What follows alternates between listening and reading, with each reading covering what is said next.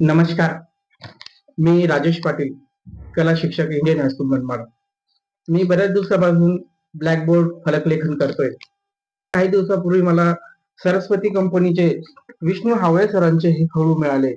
तर मला हे खळू अतिशय छान वाटले, कारण यात जे सगळे रंग आहेत ते अतिशय डार्क आहेत. सध्याची आता तरी दुसरा बॉक्स दुसरी कंपनी आता एवढे डार्क रंग देत नाही.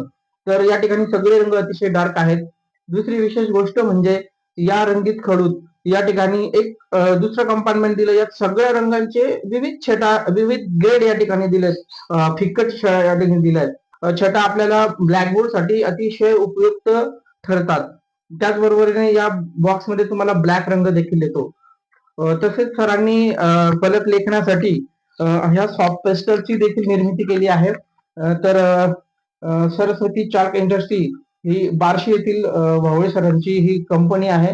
सॉफ्ट पेस्टल अतिशय छान आहेत. तर बघा या ठिकाणी जेवढे शेड 10 शेड्स त्यांनी तयार केलेत आणि या शेडचा वापर आपण आपल्या फलक लेखनात पोर्ट्रेट मध्ये याचा छान उपयोग होतो.